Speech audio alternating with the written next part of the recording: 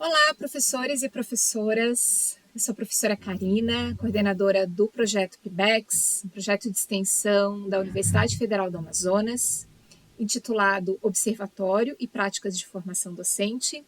Nós iremos dar continuidade ao nosso ciclo de palestras, hoje discutindo a educação inclusiva, suas políticas educacionais e falando um pouquinho sobre o atendimento educacional especializado. Hoje nós contaremos com a presença de duas professoras que são referências nessa área. Então, eu vou apresentar inicialmente a professora Stanisla Poleto, que ela é professora de Educação Especial, formada em Pedagogia na habilitação Educação Especial pela Universidade Federal de Santa Catarina. A professora Tani é pós-graduada em Educação Infantil e Séries Iniciais pela Unisul, é pós-graduada em Atendimento Educacional Especializado, o AEE, pela Universidade Federal do Ceará, é professora de Educação Especial na Rede Municipal do Ensino de Florianópolis desde 2009, atuando na Sala de Recurso Multifuncional, que no município é denominada Sala Multimeios. E ela atuou 3 anos na APAE de Florianópolis.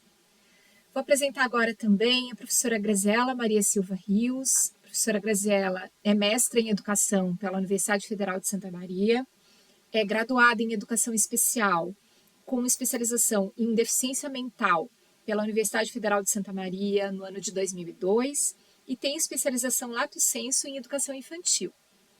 É também o seu mestrado na linha de pesquisa em Educação Especial pela Universidade Federal de Santa Maria, é professora efetiva, trabalhando e oferecendo o atendimento educacional especializado para os alunos de deficiência, alunos com deficiência incluídos na rede regular de ensino. E além de todo esse currículo, a professora Graziela também tem uma trajetória ampla e variada na área da educação inclusiva, principalmente focalizando as práticas pedagógicas e assessorias especializadas nessa área. Então, é uma felicidade poder contar com a presença da professora Tani, da professora Graziela, conosco no projeto PIBEX, porque foi uma demanda sinalizada pelos professores e professoras do município de Coari, tanto das redes municipal como da rede estadual de ensino, que nós discutíssemos e pudéssemos trazer uma reflexão sobre a educação inclusiva, sobre as suas práticas pedagógicas e todo o processo, né, vinculado às políticas públicas e direito, né, à educação de todas as pessoas, né, na rede regular de ensino. Então, eu passo a palavra para elas, agradecendo por estarem conosco e por terem aceitado esse convite. Quer falar primeiro, Tânia? Não? Então, muito obrigada pelo convite, né? Eu e a Tânia, nós trabalhamos juntas numa escola da rede aqui em Florianópolis, na região leste, e nos conhecemos quando eu ingressei na PAI também, ela já estava lá. Aí depois eu prestei concurso e me efetivei, e a Tânia também. E aí a gente trabalhou também na gerência de educação especial, né, Tânia? Que foi a época dos assessoramentos, na verdade, né, Karina? Hoje a gente atua muito mais dentro da escola, até por uma reconfiguração aqui da nossa região, oferecendo atendimento especializado, tá? Educacional especializado. Então, obrigada pelo convite. Não sei se esqueci de falar alguma coisa. Não, acho que não é isso mesmo, né, Grace? Da gente já se conhecer há tempo na trajetória, antes trabalhando separados, né, dentro da mesma instituição, mas cada um na sua turma e tudo mais. Depois fomos cada uma para um lado, né? Eu fui um pouco para o estado, a Grace já entrou antes no município, né? Eu tinha efetivado lá no estado primeiro, depois que eu vim para o município. E aí a gente trabalhou separado em escolas, né, diferentes, a Graça foi para o mestrado, depois voltou, a gente se encontrou lá na gerência, e da gerência a gente foi junto para a escola, porque a gente efetivou na mesma escola, em momentos diferentes, mas não tinha trabalhado junto, né? Foi trabalhar junto primeiro lá na gerência. Na PAI primeiro. Na PAI primeiro, mas não junto na mesma turma, junto, né? isso. Era na mesma instituição, mas cada uma em turmas diferentes, né? Então, depois lá na gerência trabalhamos juntas e agora na escola, desde que ano? Nossa, nem lembro mais. 2017. Desde 2017 a gente está junto na mesma escola. E aí, dentro da escola e desse trabalho que é da rede, a gente já teve algumas mudanças na organização dos polos de atendimento, mas depois a gente fala um pouco mais sobre isso. de como é feita essa estrutura dentro do nosso município e como vem vindo as mudanças conforme as demandas também. É isso. E quando a gente pensou como organizar essa fala, assim, nós pensamos primeiro que a gente tem diferentes realidades no Brasil, e isso também eu constatei muito com o curso de especialização que foi oferecido pela Federal do Ceará, que eu era professora formadora ali também. E aí eu atuei junto com professores de todo o Brasil. Então a gente via as diferenças, né, de organização do próprio serviço. E aí a gente pensou, então o que a gente faz? Então a gente trouxe brevemente um pouquinho da história da educação especial, mas vai ser bem brevemente, porque existe aí uma vasta literatura que está acessível a todo mundo, então a gente só vai dar uma pincelada, né? Depois disso a gente traz também alguns marcos da educação especial e também da educação como um todo, porque esses marcos legais ou documentos orientadores, gente, eles vão nortear as práticas, tanto na educação, né, quanto as práticas políticas, né, como que isso se estrutura politicamente, né, o que é feito. E aí a gente vai falar um pouquinho, então, da educação especial, como é que quais são as mudanças nela, a partir da Política Nacional de Educação Especial na perspectiva da educação inclusiva, que é quando a gente também vai abordar o AEE. É uma parte mais teórica, mas como a gente tem 2 momentos, a gente pensou em articular assim, para o segundo momento a gente trazer, claro que a gente vai falar um pouco aqui hoje também, acredito, mas a gente trazer muito mais pontualmente as questões práticas do nosso dia a dia e também a organização do trabalho lá, como que se faz as adequações. Eu vou falar, a Tânia, ela tem muitas ideias, assim, e tem um talento para isso, que eu acho incrível, assim, ela materializa as adequações de uma forma incrível, então vocês vão ver isso. Então a gente vai mostrar algumas fotos e também as nossas pastas, os arquivos que a gente tem na escola, que são para todos, porque a educação inclusiva, ela pressupõe isso, né? O acesso a todos e contemplar essas particularidades de qualquer criança. No caso da educação especial, a gente tem um público, mas a educação inclusiva, ela não se restringe à educação de pessoas com deficiência. A inclusão não se restringe a isso, né? E quando a gente pensa em educação inclusiva, é uma educação para todos. Então, a gente precisa pensar naqueles estudantes que não têm um diagnóstico, mas que também têm as suas particularidades e que podem, então, aproveitar, o professor pode aproveitar desse material para trabalhar com todos na turma, né, Tânia? Isso. Que os estudantes de atendimento são, sim, da educação especial, mas a gente, como pensa nessa questão de inclusão, né, inclusão para todos, de ser um material que todos possam usar. Né? A gente pensa no estudante específico, é um material que a gente usa também no atendimento, e uma coisa que a gente sempre fala, né, que o atendimento que a gente faz, ele é importante para todas as crianças dentro da escola, né? Porque a gente vai trabalhar sobre os processos mentais, os processos cognitivos, às vezes uma coisa simples que é pensar em determinadas coisas que passam, né? Não tem análise, não tem estrutura de pensamento. Então, o trabalho que a gente faz, por exemplo, semana passada a gente teve na escola a mostra pedagógica. Então, todo ano que tem mostra, a gente leva bastante do material da sala e os outros professores até falam que é difícil concorrer com a gente. É uma mesa que fica rodeada de criança, foi colocado tapete, tatame no chão, a criançada faz os jogos, faz as atividades, faz as brincadeiras. Os pais também, né? Né? É um material que é importante para se usar como um todo dentro da escola. Então, esses materiais que a gente fez, que são jogos, que são passes de atividades, são pensando que o professor possa levar para a sala e explorar com quem precisa na sua turma, que seja um material dinâmico para todos, né? É isso mesmo. Uhum. E aí, assim, foi bem, e é legal também, porque a gente tem vários, como a gente vai explicar um pouquinho mais adiante, a educação especial, o AE não é substitutiva ao ensino comum, então a gente vai trabalhar particularidades no AE. Então a gente não vai trabalhar especificamente com conteúdo escolar. Claro que a gente vai trabalhar conceitos, se a gente vê que a criança está com alguma defasagem, ou o estudante. Mas o conteúdo escolar não é uma atribuição nossa de trabalhar. Mas a gente acaba trabalhando quando a gente vai pensar nas questões dos conceitos, que são importantes até para a criança entender o que está sendo abordado lá na sala de aula. E é por isso que a gente acaba trabalhando muito com o lúdico também, com os jogos, porque a gente entende que não existe um jogo para crianças com autismo, um jogo para crianças com deficiência intelectual ou estudantes, um jogo para crianças com surdez.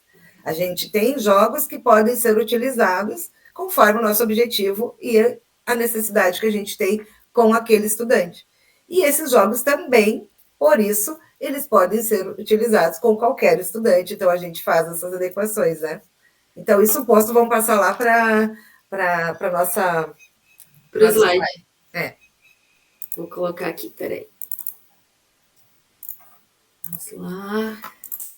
Vou tentar ser breve, assim, a Tani também, espero que a gente é bem empolgada para falar. Né, Karina? Vejam se deu certo. Ficou grande? Ficou pequeno? Só estou vendo tu com uma florzinha. Ah, agora sim. Tá, eu consigo ver. Ficou de um tamanho grande para todos? Acho que tá legal. Tá. Gente, a gente botou nosso e-mail, caso vocês queiram conversar com a gente, qualquer dúvida, alguma coisa assim, é o e-mail institucional, tá? Da sala que a gente trabalha. Então, é só enviar que eu e a Tani recebemos. Não tem essa separação. Nós duas temos acesso a este e-mail aí, tá? Que é o multimeios.acacio@prof.pmf.sc.gov.br. Pula, Tani, por favor. Só um pouquinho. Foi. Então, assim, a gente pensou, então, a gente estruturou um pouquinho da questão da deficiência ao longo da história, os diferentes modos de conceber os sujeitos, né? E como isso impactava na vida ou não dessas pessoas. Então, por exemplo, muito brevemente, eu vou dizer para vocês que a gente tem literatura vasta sobre isso, que eu falei antes, a gente tem a Gilberta Januzzi, tá?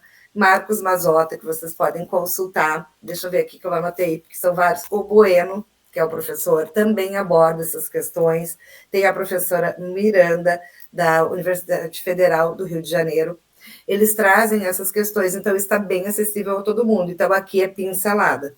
E quando a gente vai pensar em inclusão, a gente tem que falar na professora Maria Tereza Egler-Mantuan, que é uma referência na área, Rosângela Machado também, que a gente trabalhou com ela na gerência de educação especial, ela é uma referência na área, e tem várias publicações, todos esses profissionais que eu estou citando aqui, e que estão acessíveis. Inclusive, né, não sei agora como está, acabei esquecendo de olhar, como que está lá na página do MEC, mas lá a gente também tem publicações da época do curso de especialização que a Tani fez, que eu fui professora, e lá a gente tem artigos que também vão trazer as questões do atendimento educacional especializado, tá? Então, vocês conseguem encontrar.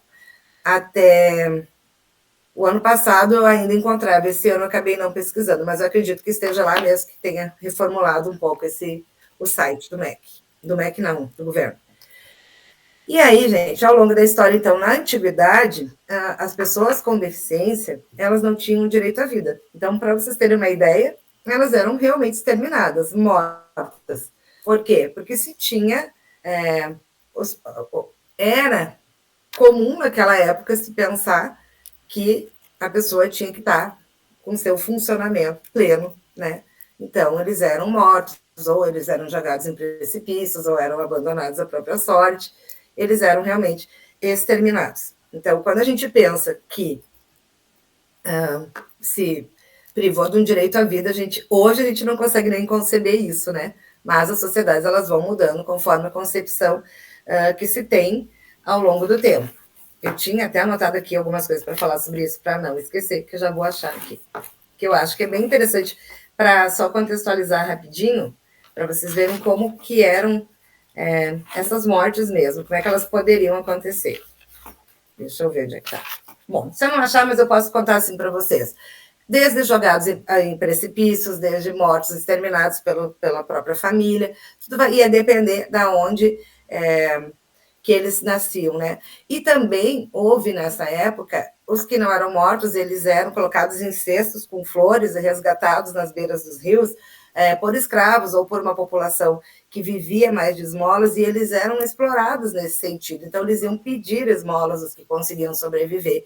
E isso virou um comércio nessa época da antiguidade, para os que sobreviveram. E também aconteceu de crianças serem raptadas, sequestradas, vamos dizer assim, raptadas e mutiladas para poder pedir esmolas. Então, foi uma época, assim, bem triste, porque assim houve, né, muitas essas mortes e também essa exploração em sentido de financeiro mesmo, de pedir as esmolas e assim sustentar aquelas outras famílias, né?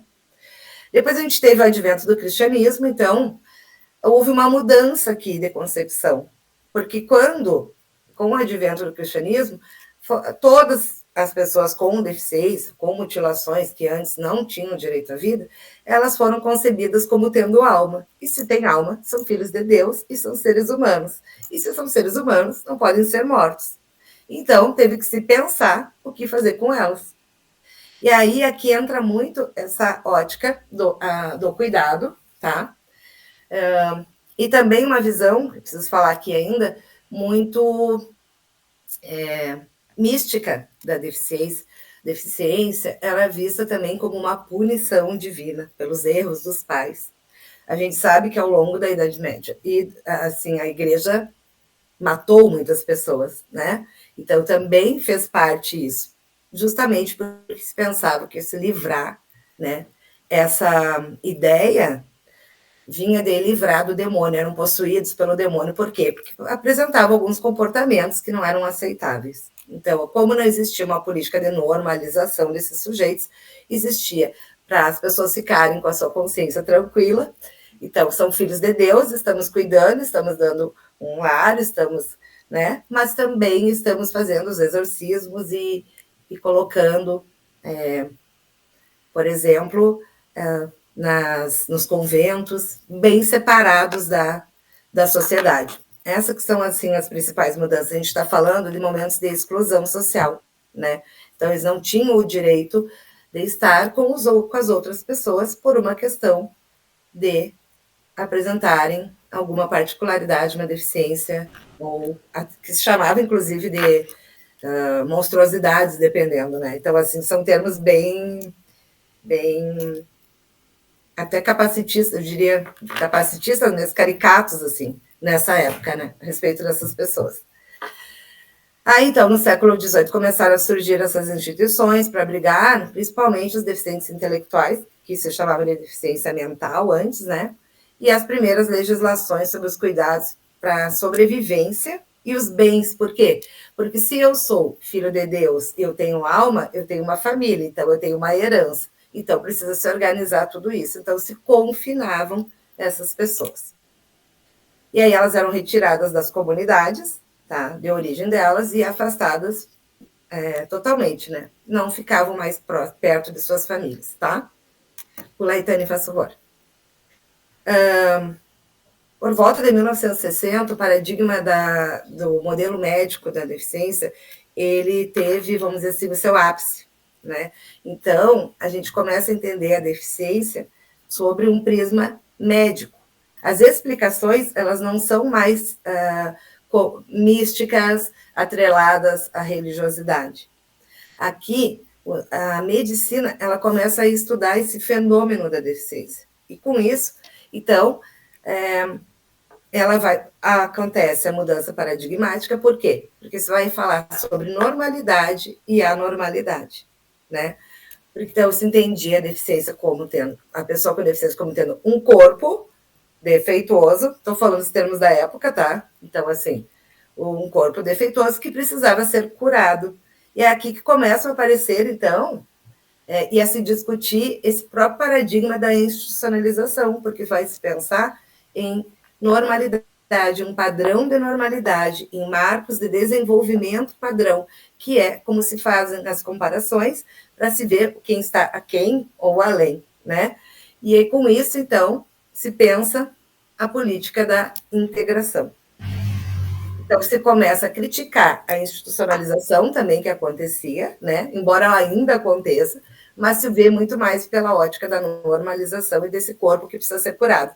A gente vai pensar na reabilitação, né? Os serviços de reabilitação que a gente vê e que são para trabalhar bem específico, né? As questões por exemplo, vai trabalhar, deixa eu ver, uma herança, movimento de pinça, vai trabalhar o movimento do corpo mesmo, vai trabalhar a cura, eles buscavam uma cura ou trazer mais próximo para o padrão da normalidade, vamos dizer assim. Tá? E depois eu vou mostrar mais adiante, ele tem um balãozinho que fica mais fácil. E aí, então, a gente começa a pensar nas escolas especiais, né? Nos centros de reabilitação, que vão fazer esses trabalhos específicos. Então, a gente tinha separado, por exemplo, reabilitação para surdez, reabilitação para deficiência intelectual, reabilitação para deficiência física, né, Tânia? Fala aí. E ainda não na escola, isso que eu ia completar, assim, ainda Isso. a questão bem institucional fora da escola, né, separados dos demais, né, um trabalho específico, sim, já um olhar diferenciado, mas um trabalho específico lá fora, não misturado, né, com os demais. Exatamente. Porque antes, então, se a gente pega, a gente tinha primeiro todo mundo fora do círculo, que a gente vai mostrar ali, depois os pequenos grupos, né? Então, que eles eram retirados das suas famílias e colocados nas instituições, mais com fins religiosos. Depois a gente vem com esse modelo médico, que vai agrupar, mas já pensando assim, pressuposto da integração, já vou falar agora, quer dizer, paradigma da integração pressupõe a pessoa com deficiência se preparar para ser inserida na sociedade ou na escola, nas instituições. Então, é isso que acontece aqui. Então, é por isso que eles ainda estavam fora. Para eles entrarem na escola, eles se matriculavam muito mais em escolas especiais ou classes especiais. Eles não estavam ainda dentro da escola com todos. Se tivessem ainda dentro, se fossem para dentro da escola, era numa classe especial. Uma sala onde se juntavam todas as pessoas com deficiência, e ali, então, só vinham para essa escola as que estavam mais próximas de um padrão de normalidade. Já conseguiam pegar um lápis, escrever, recortar, entende? Então, fazia-se ali um trabalho mais de normalização. A grosso modo, né? Pula, Tânia, faz favor. Aí aqui a gente trouxe as primeiras iniciativas no Brasil, né, para atendimento desses sujeitos. Então, a gente trouxe duas instituições que são referência até hoje. Claro que elas mudaram o trabalho ao longo do tempo, né? Mas em 1854 foi criado o Instituto de Meninos Cegos, que hoje é o Benjamin Constant. E lá eles trabalham muito também, fazem um atendimento às pessoas com cegueira, com baixa visão, ensinam o uso dos recursos, orientação, mobilidade. Então, é um trabalho muito legal. É no Rio de Janeiro. E em 1857, também no Rio, se criou o Instituto Surdos Mudos, que atualmente é o INES, né? Instituto Nacional de Educação de Surdos. Está lá até hoje também tem atendimento e faz um trabalho bem importante, os dois também com formação, tá? Então, a gente precisa destacar. Vou tomar água. Espera aí. Aqui, a gente pensa nos documentos nacionais que dizem respeito às diretrizes que vão pensar as políticas, tá? Antes dele, a gente acabou colocando no outro slide, se quiser pular, tá bem rapidinho. A gente pensa, a gente tem documentos internacionais que eles são basilares para todas essas questões dessas mudanças conceituais e legais no sentido da legislação para as pessoas com deficiência. Então, a gente tem em 1990, a Declaração Mundial de Educação para Todos. Só um pouquinho que a gata subiu aqui no meu copo. O que essa declaração ela é importante por quê? Porque ela vai falar sobre a universalidade do acesso à educação, né? Me ajuda aí, Karina, que também domina bem isso. Mas ela vai falar, isso mesmo, o acesso à educação tem que ser para todos. Então, ele é um documento bem amplo e que vai começar a trazer para o campo da educação e das escolas, então, esse pensamento que a escola não tem que mais ter pessoas à margem, tem que estar dentro da escola. É importante. A grosso modo, todo mundo encontra essa declaração, então é só colocar e vão encontrar. Tá? E aí, volta lá para outra, por favor. Para eu poder. Aí, todos esses documentos que eu vou falar ali, eles vão embasar esses outros aqui, ó, que são as que vão trazer as políticas. E agora eu preciso só encontrar aqui porque eu fiz algumas coisas que eu acho que é interessante falar para vocês, que a gente não coloca aí, para não ficar muito cansativo. Mas eu já vou achar. Tânia, desculpa, pula para a próxima, que eu vou fazer ao contrário. Tá. Então, a Declaração de Educação para Todos de 90, ela não tem peso de lei. Ela é um documento orientador, amplo, e que vai embarcar ali no seu bojo todos os grupos excluídos, né, que são excluídos da educação, para falar sobre a universalização do ensino, tá? Salamanca, que vem em 94, ela é um outro marco teórico importante, embora seja um documento ainda orientador. Por que ela é importante? Porque ela vai trazer pela primeira vez o conceito, a ideia de educação inclusiva e dos princípios orientadores para que a educação inclusiva aconteça. Claro que a gente está dando salto no tempo, que as coisas não são assim, agora é isso, acabou a exclusão, agora é isso. Não, mas são as transformações que vão acontecendo, né? Os paradigmas, a partir dos estudos, como as coisas vão se constituindo. Quando a gente vai entrar em Guatemala, aqui é importante, porque a Convenção de Guatemala ela é de 99 e ela foi promulgada no Brasil, então ela tem poder de lei. Ela não é mais um documento orientador, ela tem um peso de lei. E aí ela vai falar, nesse decreto, sobre as diretrizes para eliminar as discriminações contra as pessoas com deficiência especificamente.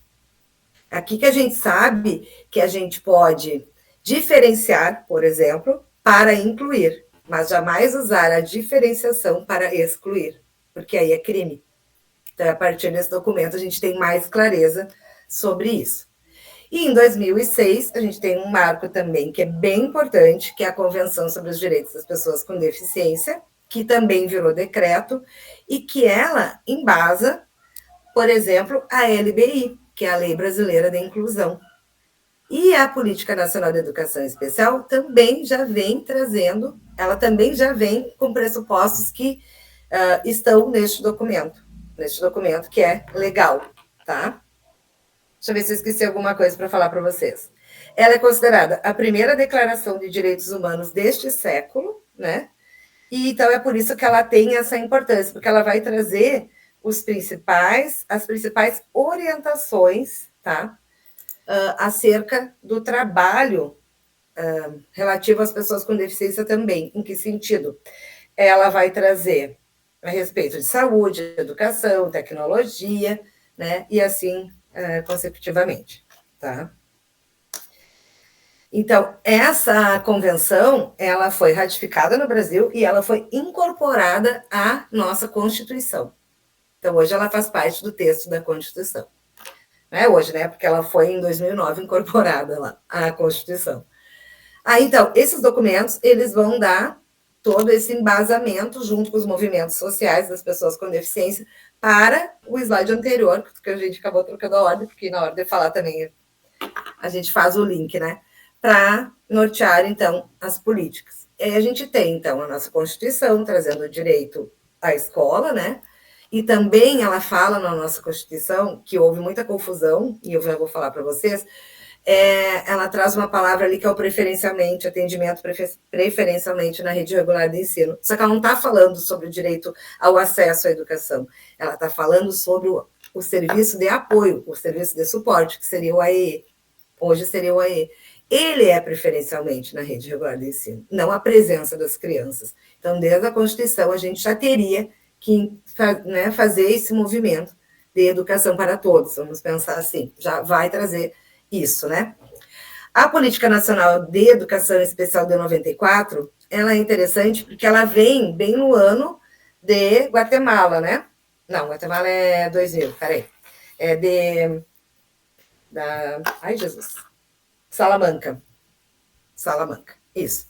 E aí, ela é importante porque ela organiza os serviços da educação especial. Então, lembra quando a gente tinha serviço itinerante? Talvez ainda tenha em alguns municípios. O serviço hospitalar, o atendimento hospitalar. Tudo isso aparece aqui nessa política de 94, tá? Então, é ali que vai se organizar como que vai se dar esse serviço. E aí, a gente tinha a itinerância, o hospitalar e o atendimento em si, então, todo organizadinho ali. Tá? Deixa eu ver o que mais. Aí, em 2008, a gente vai entrar na Política Nacional de Educação Especial na perspectiva da educação inclusiva, que eu nunca sei dizer a sigla, porque ela é gigante também. E aí ela já vem pautada nas questões dos direitos humanos, tá? E no modelo social da deficiência, que a gente vai ver daqui a pouco o que é.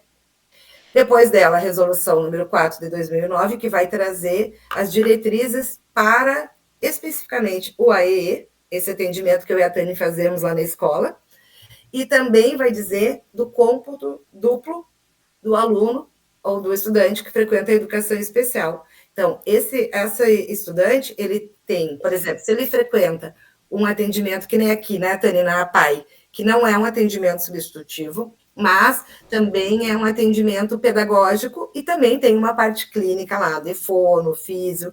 Esse aluno, para ele frequentar esse atendimento, ele tem que estar matriculado na escola. E aí ele tem cômputo duplo, a verba dele, um aluno vale por 2, tá? Vamos pensar dessa forma que acho que fica mais fácil.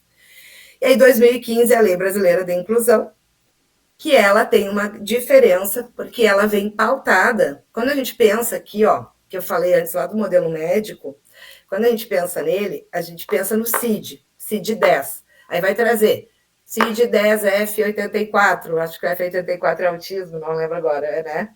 CID não sei o que, deficiência intelectual. Então, com a Lei Brasileira de Inclusão, a referência é a funcionalidade do sujeito. Não é tanto mais o CID, embora ainda exista, tá? Mas se pensa muito mais na funcionalidade. Isso está sendo discutido até atualmente agora. Estão organizando e pensando, assim, tem vários estudiosos da área aprofundando isso, sabe? Então, assim, tem amplos debates, porque hoje se pensa muito mais nesse código, nessa questão da funcionalidade, né? Até por uma questão que se tirou da lesão, como a gente vai ver no modelo social, para as barreiras que impedem a participação, que barreiras do meio impedem a participação. Se eu vou entrar, eu uso cadeira de roda, eu vou entrar num prédio que não tem rampa, já impede que eu tenha acesso ali, por exemplo. Então, vai se mudando, né? Então, são as barreiras, e também o que a gente trabalha mais no AE, quando a gente vai identificar, que a gente vai falar depois. Não sei, Tânia, quer falar alguma coisa? Não, quero não, pode continuar. Tá, então vamos. O que mais? Facula, já falei.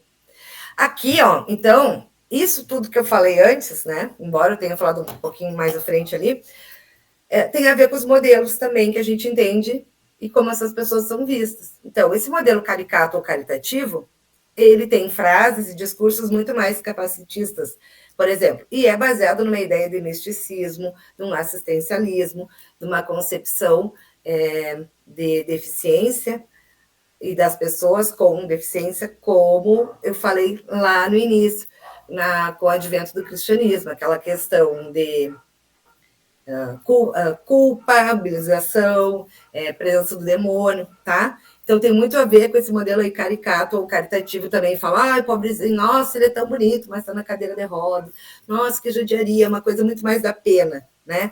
Então, assim, não se acredita no potencial dessas pessoas, do quanto elas podem ser produtivas. Nem se pensava isso, imagina. Aí, com o modelo biomédico, vai se entrar na pessoa a deficiência, aquela coisa que eu falei ali antes, é o corpo que precisa ser curado, né? Então, a deficiência é um atributo do indivíduo, é dela, e os efeitos dela são nela e na família, não se pensa no social, nas barreiras do social, e sim se atribui ao sujeito. O modelo social, ele já vem falar dessas barreiras, e é nisso que a Política Nacional de Educação Especial, ela visa o trabalho, e é isso que a gente faz na escola. A gente vai ver lá, por exemplo, numa sala com crianças com autismo, será que tem muito recurso visual aqui que pode estar atrapalhando? Porque, às vezes, assim, a sala está muito poluída, né? Então, a gente também precisa observar isso. O que o meio a gente pode eliminar daquele meio que pode facilitar o acesso à aprendizagem, por exemplo, né? Foi isso que eu lembrei agora, deixa eu ver. E aí a gente traz ali, então, o que são as barreiras, né? O conceito de barreiras, e a definição, e que está ali, que aí depois, não sei se eu preciso ler, né? Mas então tá, essa linha é qualquer obstáculo, qualquer entrave, atitude, comportamento, barreiras atitudinais, né? Que impeçam a participação da pessoa, né? A fruição, o exercício dos direitos, a acessibilidade, a liberdade, movimento, expressão, comunicação, enfim, é isso. Então, se desloca da pessoa, vamos pensar, não é que se negue a existência da deficiência, não é isso, gente? Mas a gente tem que entender como o meio pode favorecer essa participação com autonomia ou não, que barreiras que esse meio traz, tá? Não sei se ficou claro. Aí a gente fez aqui um esquema para falar tudo isso, representar tudo isso, né? Então, assim, a época da exclusão, ó, tá todo mundo ali do lado de fora e todas as demais pessoas do lado de dentro. Esse modelo caricato ou caritativo que eu falei antes. A segregação, então, como é que a gente pensa também essa segregação, né? Ela vem daquele início ali que eu falei para vocês, quando eles eram separados, retirados das famílias para serem colocados lá em instituições religiosas, por exemplo, né? Então, completamente separados também não existia inclusão, conseguem perceber isso, né? Porque tem um círculo com eles do lado de fora e o outro com as pessoas. Estão juntos, mas separados, né? Eles não estão, eles estão, exatamente, Dani. É que o modelo médico já vem o pressuposto da normalização que eu falei lá, e aí vem se pensar na integração. Então a pessoa se prepara para estar dentro. Ela está dentro, mas ela ainda está separada, porque ela vai estar muito mais em escola especial ou em classe especial. Para vocês terem uma ideia, eu tinha anotado aqui que na década de 90, a maior 70% das matrículas aconteciam em escolas e classes especiais. Então, é aquilo aí. E aí, avançando um pouco mais, a gente tem, então, essa ideia com aqueles documentos balizadores do modelo social da deficiência, que é esse que nós vamos pensar nas barreiras, e que vai, então, ser norteador da Política Nacional de Educação Especial na perspectiva inclusiva, e atualmente, o modelo social baseado em direitos e na funcionalidade. Tá? Que é um direito, a educação é um direito, a acessibilidade é um direito, estar com os pares é um direito, não é nenhum favor, não se concebe mais essa separação. Então, a escola teria, né, como eu disse, se antes o pressuposto era a pessoa se preparar para inserir, para ser inserida, agora as instituições se preparam para receber essas pessoas. E aí a gente entra, então, nesse paradigma da inclusão, educação para todos, tá? Cansei. E aí, então, a gente colocou Escola para Todos, Política Nacional de Educação Especial, 2008, aquelas resoluções que eu falei antes. Aí a gente tem um decreto ali que ele vai falar, de 2011, sobre a educação especial, o AEE, e substitui o primeiro, que era o decreto de 2008. E aí a gente tem depois a LBI, tá? Que é a mais recente, né? Que a gente tem, a mais recente. A mais recente. E a LBI, digamos, vai trazer um ponto que é nevrálgico e um nó, e que está trazendo muitas discussões, tá? Discussões que eu digo são problematizações, para pensar mesmo, que é o profissional de apoio, né? Quem é essa pessoa, que formação ela tem que ter, isso é um problema. A gente vive isso na escola, por várias questões, porque precisa se entender muito bem o que é a inclusão, porque a inclusão vai pressupor a presença sempre deste profissional. Para haver inclusão, toda a pessoa com deficiência vai ter que ter um profissional de apoio. A gente precisa ver isso, a gente precisa discutir pensando sobre isso.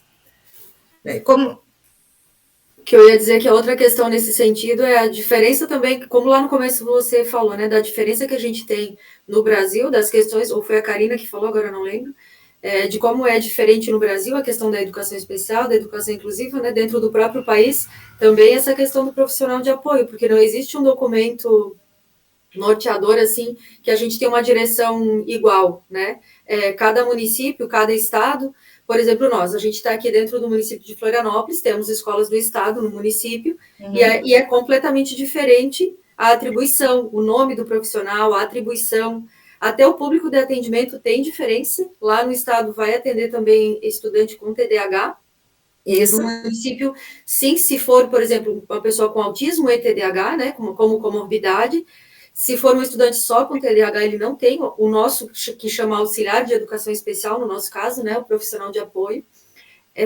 Então, a gente não tem uma unidade nesse sentido, em termos de Brasil e nem em termos de município e estado, né, que nós estamos dentro da mesma cidade, tendo escolas do estado. Tendo escolas do estado e escolas do... que são a diferença de estado e município dentro da mesma cidade, e a gente não tem o mesmo trabalho, né? A gente não tem a mesma atribuição, a gente não tem as mesmas concepções, já teve discussões nesse sentido entre Estado e município, né, de tentar troca, unificar e tudo mais, mas a gente ainda não tem isso nem dentro da nossa própria cidade, né, que a gente poderia ter uma unidade maior nesse sentido também, mas isso é um nó realmente do trabalho, né. Até porque a LBI, ela fala em profissional de apoio, depois são 3 tipos, né, cita três profissionais que poderiam atuar, mas não fala de formação, não fala nada. Então, isso aí está tudo no vácuo ainda. Não se sabe. Se vai ser, tem municípios que podem ter uma vertente mais de cuidador, tem municípios que é um professor que atua, mas não escolariza, que é o caso de Florianópolis. A nossa portaria 007 de 2014, ela traz as atribuições, mas são contratados professores, né? Só que não são professores com formação específica na área da educação especial. Isso que tem que ter é quem atua nas salas multimeios, no caso eu, a Tânia, as nossas colegas. O professor auxiliar de educação especial, ele é um professor, isso já é bom, né? Ele tem formação continuada, ofertada na rede, mas ele não pode, quer dizer, não pode não, que bom até, ele não é o responsável pelo ensino, pela escolarização dessa pessoa. E nem pode ser, porque existe um regente dentro de uma sala de aula. Porque senão, se for assim, a gente está falando em atendimento individualizado e segregado. Não tem, dentro da inclusão, não pode acontecer, né? Então, mas a gente precisa rever isso no Brasil inteiro, tá? Então, estão havendo discussões mesmo de como é que a gente fala quando juntam os pesquisadores. Já vou deixar de falar, só quero lembrar disso. Quando juntam os pesquisadores para debater sobre isso, porque isso é um nó, tá? Dentro da nossa própria rede, quando começou a ter as demandas das crianças, dos estudantes na escola, porque antes não estavam na escola, estavam lá nas instituições, né, especializadas, poucos estavam na escola, e estando na escola começou a aparecer a demanda da necessidade do profissional. Nós começamos em Florianópolis com o professor auxiliar, ele poderia ter qualquer formação, podia ser história, geografia, matemática. E aí começou a pensar, não, ele pelo menos teria que ser pedagogo, né? Quando a Grazi falou antes que tem que ser professora, a exigência hoje é que seja pedagogo. Isso também foi uma discussão dentro da rede, porque a gente teve... Aqui, Florianópolis, A gente também teve essa fala e muita discussão também com os próprios professores, diretores, né? Ensino fundamental lá na prefeitura, o ensino infantil, porque o auxiliar da educação especial ele vem para demandas, principalmente, né, dentro da nossa portaria de higiene, alimentação, locomoção. E que por que pedagogos fazerem isso? Por que professores fazerem isso? Por que um professor ser auxiliar lá no ensino fundamental trocando fralda? Por que um pedagogo fazer isso? E aí depois, quando oficialmente, hoje está no edital, né, a exigência que seja pedagogo, foi também por discussão que deveria ser um pedagogo. Então, a gente teve vários momentos da aceitação e não desse profissional e das formações que ele deveria ter, né? Então, começou no primeiro momento com qualquer formação e depois, hoje, temos a exigência que todos têm que ser minimamente pedagogos a partir da 5ª fase, se não me engano, né, Grazi? A 5ª fase da pedagogia, já pode ir, né, se candidatar à atribuição. Hoje a gente tem cargo efetivo na área, antes não tinha, então essa também foi uma demanda que apareceu, da necessidade de ter concurso público para efetivação, porque tinha a efetivação para o nosso cargo, que é o professor de educação especial, que é o que atua na sala multimeios, e não tinha para o auxiliar de educação especial, que é o que atua na sala de aula. Então, hoje a gente tem o concurso também, né, na área, e essa diferenciação de que tem que ser pedagogo. Por isso que a PAE, professor auxiliar de educação especial, que é um suporte humano, como a gente, né, dentro desse serviço da educação especial. Um recurso, né? A gente entende que é um recurso humano. Dentre os recursos que o estudante precisa, o auxiliar ele é um recurso humano também, né? Claro.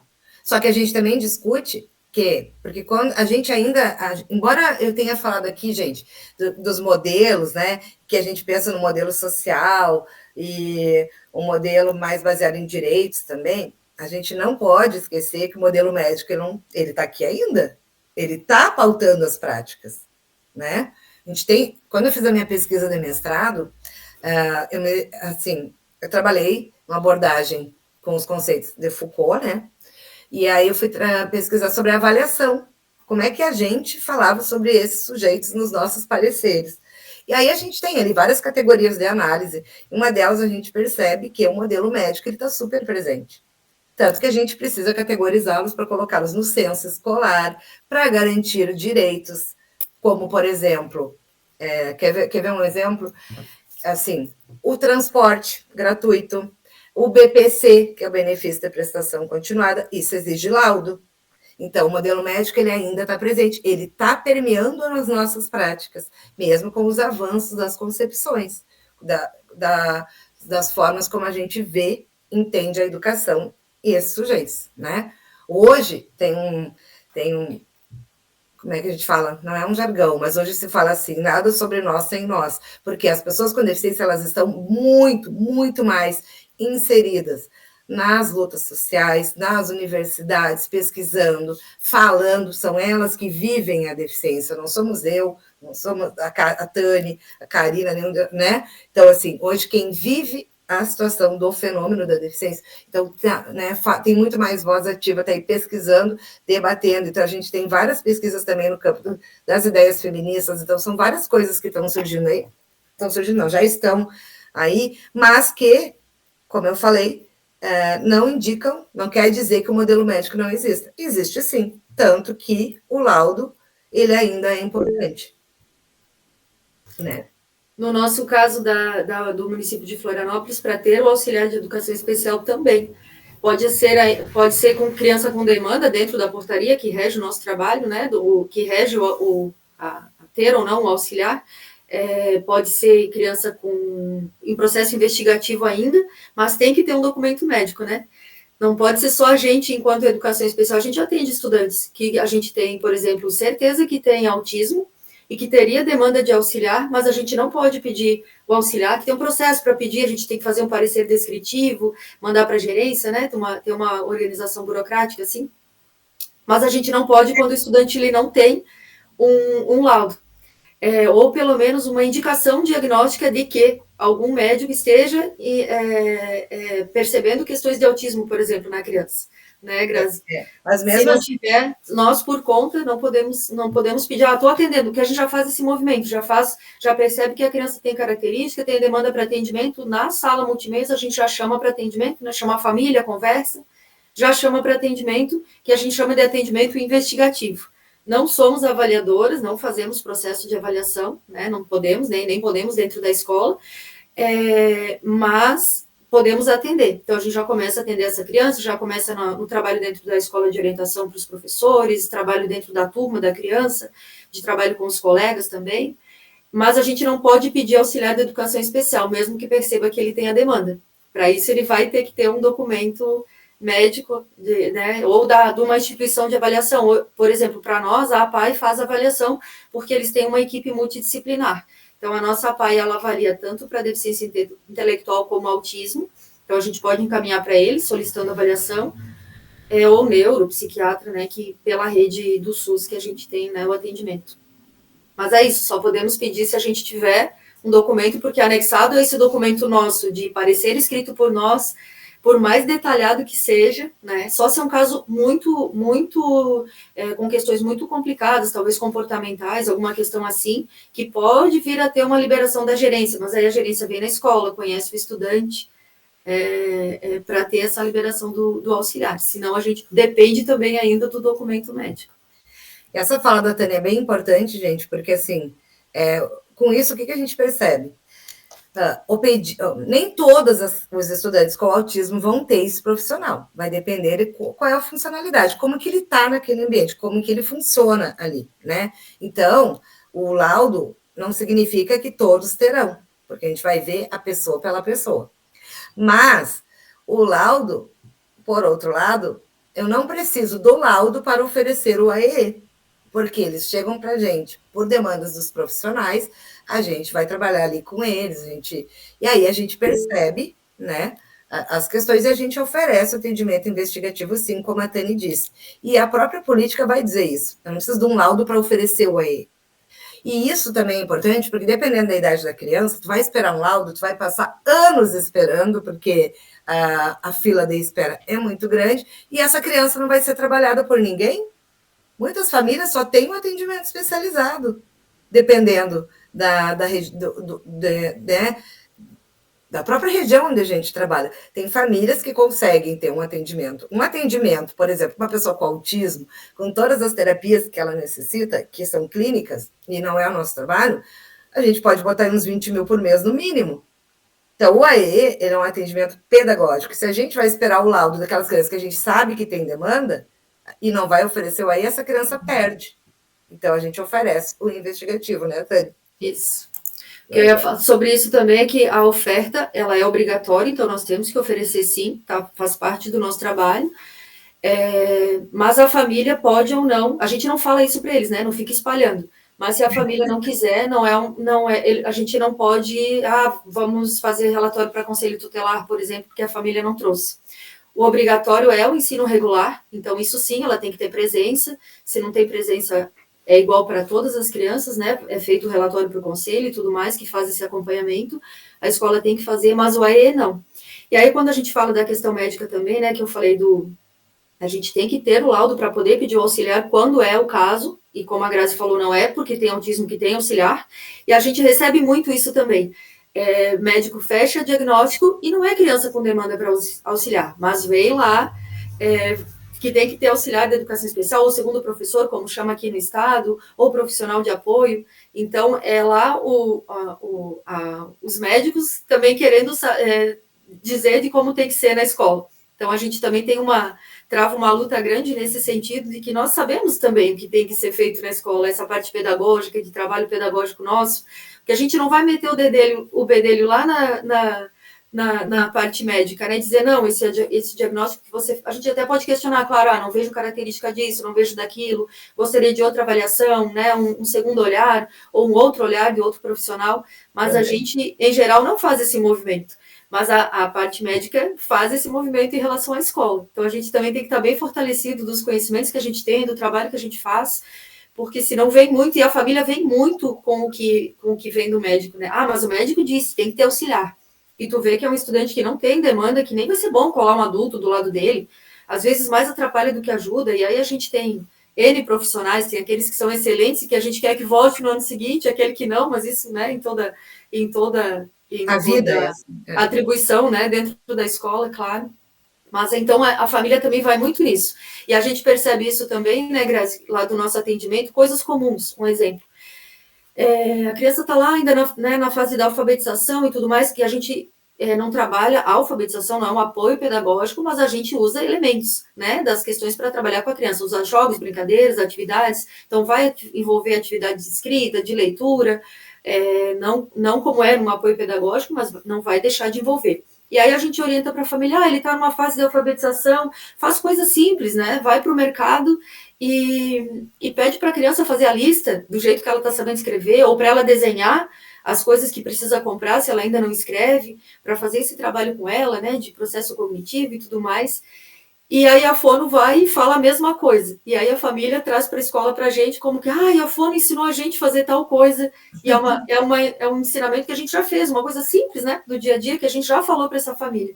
Mas parece que o peso da fono é diferente, o peso do médico é diferente, como se a gente tivesse menos conhecimento, né, ou menos entendimento, que o médico vai saber mais do que a escola. Então, a gente tem isso também, é um trabalho que a gente tem que fazer em relação também à família, aos professores, a gente tem isso também em relação a colegas, né? Mas o médico disse que tem que auxiliar, e nem sempre é o caso, né? E isso a gente vê, então, como esse modelo médico está presente, porque, né, pelo próprio movimento histórico, eles se apropriaram desse conhecimento. Só que, assim, a gente não vai lá no médico falar tu tem que dar Rivotril para o fulano, né? Isso não é a nossa área de conhecimento. Então, as práticas pedagógicas dentro da escola, a própria indicação desse profissional ou não, ela tem que ser realizada por profissional da escola, não pelo médico. O médico não tem esse saber. Ele tem um saber clínico, nós temos um saber pedagógico, que a gente vai ver o funcionamento dessa criança lá dentro dentro da escola, com seus pares, né? Os seus processos de aprendizagem, por que mecanismo, por que porta de entrada favorece mais, por exemplo. Então, isso está até hoje e é um grande nó.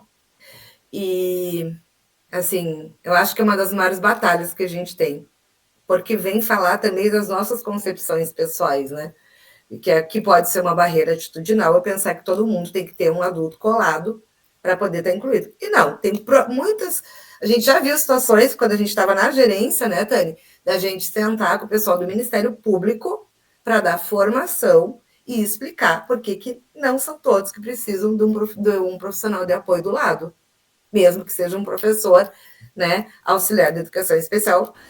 Por quê? E aí a gente teve que fazer pareceres, fazer as formações com eles, junto com a Rosângela, explicando isso. E eles diziam para nós, teve um momento que eles falaram, bom, se eu faço, eu, Grazi, estou na escola, tenho mestrado em educação, eu e a Tânia, com toda a nossa formação, os 20 anos de atuação na rede, mais a nossa formação acadêmica, se a gente fizer um documento dizendo que a criança não precisa de professor auxiliar de educação especial, e eu tenho a minha colega, por exemplo, que pode ter uma formação. Não, acho que não é um bom exemplo. Mas vamos dizer assim, eu tenho uma colega que trabalha na APAI, e a APAI tem uma equipe, né, que faz a avaliação. Se ela escrever a mesma coisa, tem mais peso a fala dela do que a minha. E nós temos a mesma profissão. A diferença são as instituições que a gente trabalha, que a gente atua. Então, até isso a gente problematizou com o Ministério Público. E também, graças a isso, houve algumas mudanças no entendimento, né? Claro que a gente sabe que tem crianças que vão precisar, sim, né, de um suporte muito específico. Às vezes a gente brinca até que mais de um, se pudesse, né, Tânia? Porque sim, realmente precisa, mas não são todos, e isso tem que estar claro, gente. Então, inclusão não é pressuposto a presença desse profissional para garantir inclusão, tá? Não é isso que garante inclusão, são as práticas, como a gente vê se sujeito, como a gente entende a aprendizagem. E a Grazi fala do Ministério Público, porque a gente teve, inclusive quando a gente estava lá, né, Grazi, agora até acalmou, mas teve um boom, assim, das famílias terem já a conversa dentro da escola, conversa com o professor de educação especial, né, da sala multimês, a explicação de como era a atuação desse profissional, que seu filho não tinha demanda para aquele profissional naquele momento, né, não se descarta, a gente sempre fala isso para as famílias, né, pode vir a ter a necessidade, mas nesse momento não, por isso, por aquilo, mas a família não contente procura o Ministério Público, né, às vezes muito pela fala do médico também, e aí tinha muitas demandas de responder para o Ministério Público porque o Ministério Público ele só manda ter o auxiliar. Ele pode simplesmente decidir, assina um documento, chega na escola, pronto, a prefeitura tem que cumprir. Ela não pode recorrer, não existe recorrer, né? Se o Ministério Público der o documento, tem que ter o auxiliar e pronto. Então, por isso foi feito naquele momento essa formação para um entendimento um pouco maior também, de uma instância maior que nós, porque depois que eles definem, a prefeitura não tem mais argumento, né? Mesmo a gente tendo um documento que norteia e tudo mais, tendo trabalho com a família, não adianta. Então, isso surtiu bastante efeito, né, Grazi? Foi bom a gente ter feito esse movimento, porque foi um boom bem grande na época, né?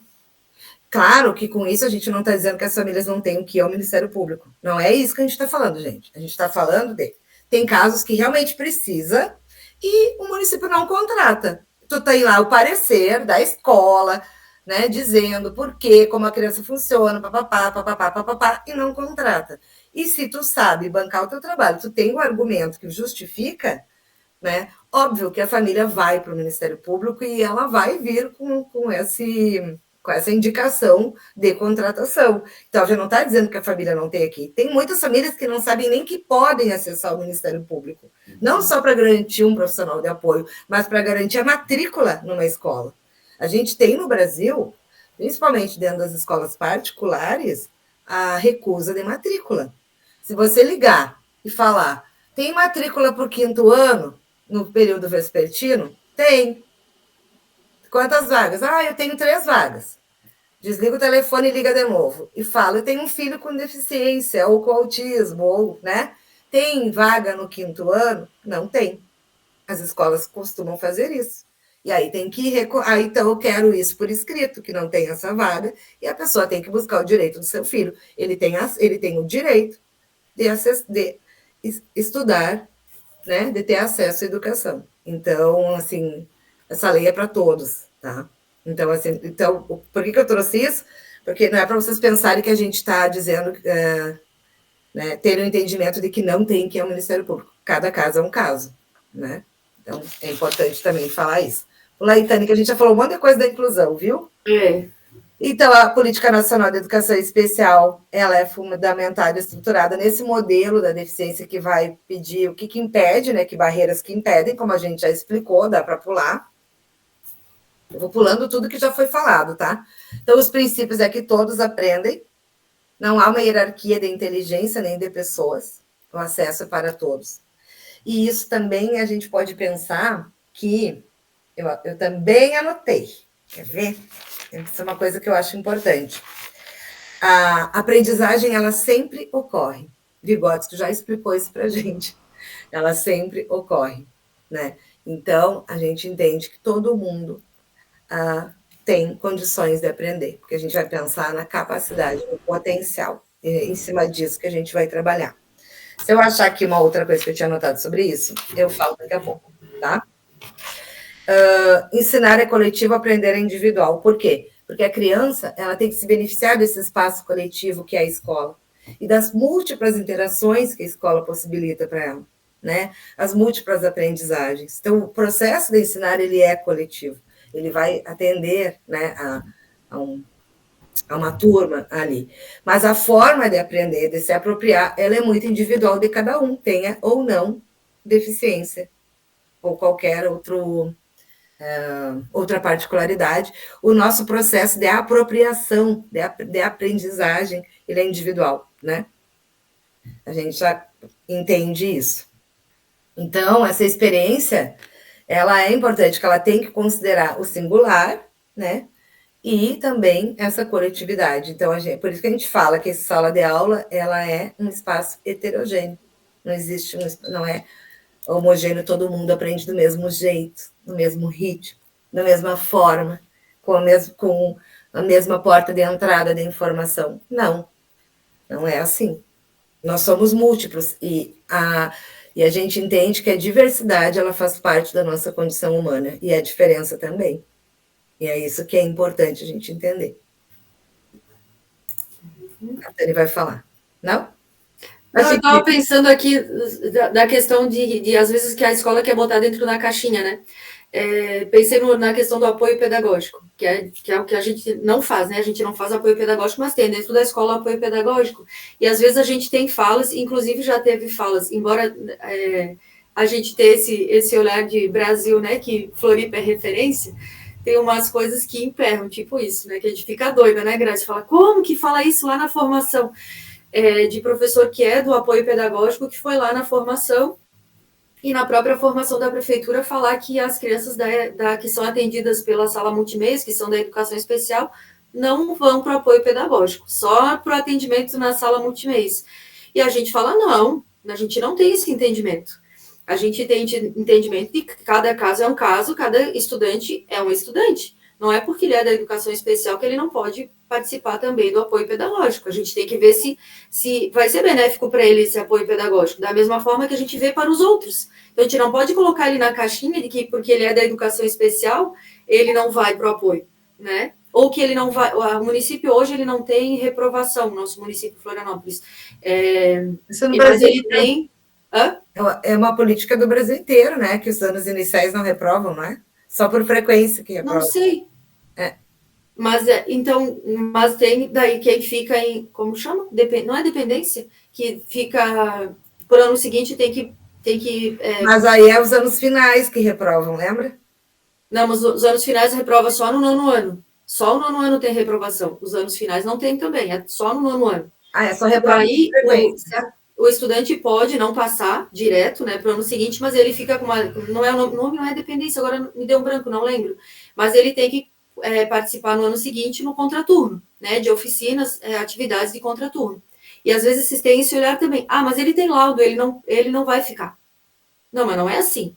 Não é porque ele tem laudo que ele não vai ficar. A gente vai olhar ele por ele mesmo. A gente não vai exigir dele, se ele está lá no 6º ano, ele tem uma deficiência intelectual, ele ainda não lê, não escreve, a gente não vai exigir dele que ele faça leitura e escrita da forma como os outros fazem, porque daí ele tem que ir tem que ficar na dependência para o ano seguinte. Mas a gente vai olhar ele por ele mesmo. Se seria uma criança para ficar ou não, se ele se beneficiaria ou não do integral no ano seguinte. Né? Então, cada caso é um caso. A gente não pode nunca colocar numa caixinha. Do mesmo jeito que a gente não coloca os outros, a gente também não vai colocar o estudante com deficiência ou com autismo. E até existe um argumento que a gente pode utilizar, e a gente utiliza, que é o argumento legal. Por quê? Se a educação especial não é substitutiva ao ensino comum, né? Que antes era, tá, gente? Com a Política Nacional de Educação Especial, ela não é mais. Ela é complementar ou suplementar. Então, lá no AE, eu não vou trabalhar a alfabetização. Claro que o trabalho que a gente faz, né? Que a gente também vai ler com as crianças, óbvio, mas ele impacta, mas não é o objetivo final. É o processo. Como que a criança... como que ela... Qual é as estratégias mentais que ela utiliza para resolver os seus problemas, né? Então, eu vou dar um desafio lá para ele, vou perguntar, o que tu acha que tu pode fazer aqui? Que caminho tu percorreu? E a gente vai trabalhando isso com a criança, por exemplo. Então, dizer que uma criança, um estudante, eu estou com criança ainda, porque eu estava na educação infantil, já faz 1 ano e pouco que eu saí, mas eu ainda tenho isso na minha cabeça, porque no ensino fundamental a gente fala estudante. Então, se eu falar criança, estudante, vocês pensam em estudante, tá? E aí, então, assim, o que eu estava falando? Se a gente pensar que um estudante da educação especial está sendo negado o apoio para ele, o apoio pedagógico, que vai trabalhar conteúdo, que vai trabalhar aprendizagem de leitura e de escrita, que é a maior, assim, é onde pega mais aqui, né? E onde eles vão mais, eu não posso negar. Porque isso é um papel do apoio, que é o antigo reforço escolar, não é o papel da educação especial. Eu estou indo contra documentos norteadores desse trabalho, e que tem peso de lei. Então, a gente pode usar esse argumento. E a gente ainda tem que argumentar bastante sobre isso dentro da escola, né, Grazi? Enquanto rede, quando a gente se encontra nas reuniões de sala multimeios, né, de professores de educação especial, e a gente percebe que nas outras escolas ainda a gente tem essa demanda. Então, a gente é um município referência, mas a gente tem coisas pontuais ainda, há anos, né, que a gente vem, 20 anos, que a gente está lá desde o começo, quando foi o boom, que obrigatoriamente foi todo mundo para o ensino regular. A gente estava na praia, desde o começo acompanhando, mas a gente ainda passa por questões assim que a gente entende que não precisava mais discutir, que é o tipo da coisa que não teria que mais discutir, que não teria que precisar mais discutir, como é, graças à questão do acesso à escola. A Grazi falou que ainda tem escola particular que tem essa ressalva de não receber e não querer. Pelo menos quanto a isso, a gente, enquanto escola do município, a gente não tem esse problema mais, né? Faz uns bons anos já que a gente não tem. Diminuiu muito, assim. Não quero, não pode, a secretária já diz que não pode, não tem isso. O acesso, pelo menos isso, é um direito que está posto, está garantido. Mas aí as questões né, que botar a criança na escola é uma coisa, né? E todo o processo que envolve ela depois é bem maior, né? Então, isso ainda a gente fica nos perrengues de coisa pequena que a gente entende que não deveria mais ter que discutir, mas infelizmente a gente ainda precisa discutir. Mas, vamos lá, né? Faz parte. Todo dia a gente fala os argumentos. A gente vai ficando craque em falar a mesma coisa de diferentes formas, assim, ó, a gente amplia, ganha um repertório, sabe, para defender aquilo que tu já falou, porque se tu fala para a pessoa, ela não entende, ou se faz que não entende, então tu tem que mudar para fazer ela entender. E assim tu vai. Então, todo o dia a gente fala a mesma coisa. E é por isso que nós somos militantes da inclusão, né? Porque a gente acaba tendo que estar lembrando que ninguém está fazendo um favor daquele estudante estar ali. É um direito, né? E é por isso que os fundamentos, então, basilares da política, eles têm a ver com a diferença de todos nós, o acesso à participação, aprendizagem e permanência e a acessibilidade pedagógica. A gente não faz o atendimento clínico, tá? Mas a gente vai pensar na acessibilidade. Como é que eu vou fazer para o fulaninho lá ter acesso àquele currículo, àquele conhecimento? São os fundamentos. A gente já falou, então, que o objetivo é assegurar a inclusão. A política, ela traz essa diferença, então, que eu falei. A educação especial é uma modalidade de atendimento complementar e suplementar e que vai oferecer o AEE, que é o serviço da educação especial, onde a gente vai buscar, né, fazer o estudo de caso, que a gente vai falar daqui a pouco, o plano da AEE, e trabalhar para garantir o acesso dos estudantes ao ensino regular, né? Que eles possam participar, se apropriar, né, em todos os níveis e modalidades de ensino. E também os objetivos da política, a gente está trazendo agora justamente porque assim, a gente tem municípios que estão implementando agora, tem uns que não começaram, tem uns que tiveram avanço, depois retrocesso. Tudo isso também envolve política, né? Muda governo. Quer ver um exemplo de mudança de governo? Gente, em 2020, nós tivemos uma tentativa, preciso falar isso não, porque é importante, tá? A gente teve uma tentativa de mudança na política de educação especial. Essa mudança se dizia inclusiva, mas, na verdade, essa mudança, ela colocava por terra 30 anos de lutas e de garantias que a gente já tinha. Ela trazia de volta a segregação. E, eu vou dizer, graças a tudo, o universo, seja o que for, ela não tem validade. Ela foi, né, como é que a gente fala? Ela perdeu Só uma tentativa, né? Não foi. Ela não foi regulamentada, então continua valendo os pressupostos da política de educação inclusiva, tá? Lá de 2008, que a gente vai melhorando os serviços, claro. E aí, dentro dessa política, tinha o objetivo da formação de professores pro AE, teve o curso que a Tani fez, né, que também participei, e assim, e tem as formações continuadas, né, dentro dos municípios, ou pelo menos deveria ter, né. Então, a gente vai buscar sempre, ela também, enquanto política, ela vai olhar o amplo, então ela quer prover acessibilidade arquitetônica, nos transportes, nos mobiliários, nas comunicações, na informação e a pedagógica dentro das escolas, né? Estimular a participação da família e da comunidade, então a gente traz, né, como parceiros de trabalho, e promover a articulação intersetorial. Por quê? Porque a gente vai dialogar, né, com diferentes atores, com o pessoal da área médica, né, com os professores da outra escola que a criança veio, ou do outro município, né, com o TO, com o arquiteto, se precisa, ou alguém que precisa mexer adequar uma cadeira do mobiliário, por exemplo. Então, assim, ali a gente, com as universidades, elas não têm que ser as únicas responsáveis pela formação continuada, gente, mas elas têm que ser uma parceira importante, tanto para a formação quanto para os serviços. Lembrei, sabe de quem? Do caso daquele nosso estudante com altas habilidades que a gente não tinha o que ofertar para ele. O menino estava tão na frente, eu ia ter, nós ficava assim, Jesus, não entendo nada, gente, de Física quântica no 6º ano. Física quântica. O que eu vou saber do universo paralelo, que não sei, que nem me lembro, os termos. Eu ficava assim, Jesus, o que eu faço, né?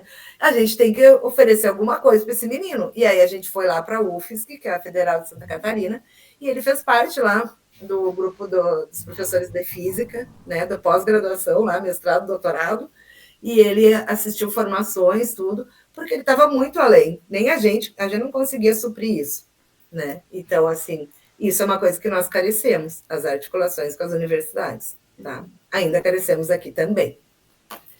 A gente conseguiu porque eles foram muito abertos ao diálogo, né, Tani? Eu fui lá conversar com eles, a gente explicou, mostrou o menino ele cantador, e realmente muito acima.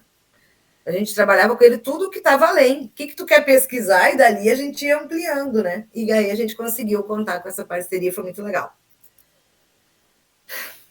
Quando a gente fala das parcerias, tem a parceria também com a parte médica, né, Grazi? A gente fala, eles não têm que mandar no nosso, a gente não manda no deles, mas a gente quer trabalhar junto, na verdade. O TO, por exemplo, a gente tem um TO super legal hoje, né, que é a família paga particular, que infelizmente nós não temos pelo SUS, não tem. Hoje, por exemplo, a criança o estudante, né, faz uma avaliação na PAI, que é uma equipe multidisciplinar, que é pública, e vê lá várias orientações. O atendimento com a gente, o AE, geralmente é a criança que a gente já está atendendo, né, que a gente já começou lá no atendimento investigativo. Mas aí vem várias orientações, acompanhamento psicológico, para a criança, para a família, atendimento com TO, e aí onde é que tem atendimento com TO? Não tem para onde encaminhar, porque a gente não tem pelo SUS. Nem na própria parte. Gente, o que é TO? Vamos explicar? Desculpa, é o terapeuta ocupacional, que é uma parceria super importante, né? Hoje faz um trabalho, é uma profissão que vem crescendo, que vem desenvolvendo, aparecendo cada vez mais, que seria super importante a gente ter bem perto na rede, né? Psicólogo também a gente precisaria muito para o estudante, para a família. Temos muitas mães solo, por exemplo, que teriam que ter muito esse acompanhamento, essa estrutura, né, de ajuda, de acompanhamento. E como a gente já falou antes, no momento a Grazi falou, às vezes a família tem só o atendimento com a gente é meio psicóloga, meio TO, senta, conversa com essa família, é uma mãe que senta e chora, é um pai e uma mãe que sentam e a gente tem que acolher, porque é a gente, né? Então a gente sente falta dessa equipe multidisciplinar, de um trabalho pontual, assim, que a gente pudesse ter no posto do bairro e poder ter uma troca mais de perto. Mas, né, vamos lá, um passo de cada vez, já tivemos progresso, né? Mas deixa eu só terminar, Grazi, isso, a gente tem hoje uma parceria bem boa com um TO, que é um terapeuta ocupacional, de um estudante que a família paga particular, ele já esteve na escola, esteve na sala, então não é ele decidindo o trabalho, é a gente conversando junto, não é a gente também se metendo lá no trabalho dele, mas trabalhando junto, construindo um trabalho com o estudante, e está sendo super importante isso, né, super rico. A gente já teve outra TO também, né, Grazi, de outro estudante que não está mais com a gente agora, que também era particular, pago pela família, também, né, fizemos reuniões online quando não conseguiu se encontrar, e assim foi, e é isso que a gente quer, né, poder trabalhar junto. E o terapeuta ocupacional, que eu ia falar, ele vai trabalhar questões que a gente não trabalha aqui, elas são, porque a gente trabalha mais com a questão pedagógica. Claro que a gente vai, deixa eu só puxar um gancho aqui da Tânia, é óbvio que a gente vai trabalhar uma questão comportamental com uma criança que precisar, né? Porque a gente também trabalha isso no AE. Mas, assim, quem aprofunda mais, quem traz mais estratégias com saber mais clínico é o TO, porque ele vai trabalhar, inclusive, as questões que envolvem agora me faltou a palavra. As questões sensoriais que a criança pode apresentar, até uma pessoa com TDAH pode ter, né? Como que ela reage ao ruído, à roupa, né? O que impacta nela que faz com que ela possa entrar numa crise, por exemplo. Então, o TO trabalha isso muito mais essa particularidade também, que é um saber que extrapola o nosso saber pedagógico, entende? Essa é uma diferença. E aí, pula. Eu tô vendo que a gente já está aqui há 1 hora, né? Não sei se a gente pode continuar. Karina? Se fica muito extenso, né? De repente a gente... Eu acho que dá para trabalhar algumas outras questões no próximo encontro, né? Porque já que é um mini curso, serão 2 encontros. Não sei, mas depende de vocês, tá à vontade, tá, gente? Eu nem lembro quantos falta ali, porque a gente já foi falando várias coisas que dá para ir pulando, assim, né? Aqui, por exemplo, já falou da complementar ou suplementar.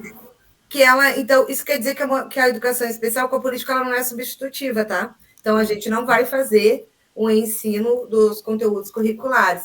E ela perpassa todos os níveis e modalidades de ensino. Isso é uma coisa muito boa que a política trouxe. Então, ela incluiu a educação infantil também. Então, a gente vai transitar por todos esses níveis e modalidades. Da educação infantil ao ensino superior e todos aqueles ali que estão ali, tá? Esses serviços, então, da educação especial é o AEE, que a gente faz, e tem também o profissional de apoio, que eu falei que vem lá na LBI, tá? Ali ele fala um pouco mais sobre... Com diferentes nomes e atribuições, né? Dependendo de onde se está. Só pula aí, Tânia, vamos ver uma em branco, não sei porquê. Aí, então... peraí. Ué? Foi. Tá. Quem atua na educação especial, gente? Nós, como professoras de educação especial, fazemos o AEE, professor de Libras para alunos surdos, então a gente tem um professor que vai ensinar Libras, ele pode ser surdo ou não, né? O intérprete, porque ele vai romper a barreira da comunicação, então ele vai passar de Libras para... O professor fala, ele faz a Libras para a pessoa com surdez, e ao contrário também, o aluno com surdez pergunta, e ele vai... falar. Isso, obrigada. Vai falar a pergunta do aluno. Aqui tem professor de português como segunda língua, não temos essa realidade. Quem trabalha esse português como segunda língua somos nós lá, professores das salas multimeios, tá? E o profissional de apoio é esse que a gente já falou aí, que é o nome, que tem várias questões para serem discutidas. Só pula que eu acho que está quase terminando. A gente colocou PAE, porque para nós ele chama professor auxiliar de educação especial na nossa legislação. Opa, acho que eu pulei 2 aqui. Então, o que é esse atendimento especializado que a gente faz? Ele é um serviço complementar né? Quer dizer, ele é um serviço da educação especial, que é uma modalidade de atendimento, que nós vamos identificar, elaborar e organizar os recursos pedagógicos e de acessibilidade que vão eliminar, então, essas barreiras para a participação do estudante, tá? Então, por exemplo, tecnologia assistiva, comunicação alternativa, depois a gente explica. Vamos lá. Uma adequação de atividade, né, Grazi? Isso. Você está lá no 8º ano, já está lá na matemática, que tem lá no 8º ano, raiz quadrada, coisa lá, e o estudante mal reconhece os números de 1 a 5. Você não vai conseguir trabalhar aquela atividade para ele, mas você vai trabalhar a matemática dentro do que ele consegue dar conta e dentro do conhecimento que ele tem, e que é o que a gente vai explorar lá também no atendimento, no AE, no contraturno, né, para ver até onde a criança consegue ir e para sugerir para esse professor também de fazer essa adequação, ou se ele não consegue fazer, da gente ver qual é a atividade que a turma está fazendo e como que a gente consegue organizar a adequação para esse estudante. E aí, falando no AE também, é bem importante também, ele é sempre no contraturno, então a gente não tira o estudante da sala de aula. De manhã ele é do 6º ano, ele vai para o atendimento à tarde, de tarde ele é do 6º ano, ele vai para o atendimento de manhã, com horários organizados com a família, salvo lá na educação infantil, ou pode ser o fundamental também quando é integral. Se o estudante ele é integral na escola, então a gente tem que pegar ele em algum horário dentro da organização da escola, né, seja na educação infantil ou no fundamental, para ele vir para o atendimento. Fora isso, se ele é estudante só de meio turno, ele tem que ir para o atendimento no contraturno. Preferencialmente na escola que ele estuda, ou mais próxima da sua escola onde é oferecido o serviço, né?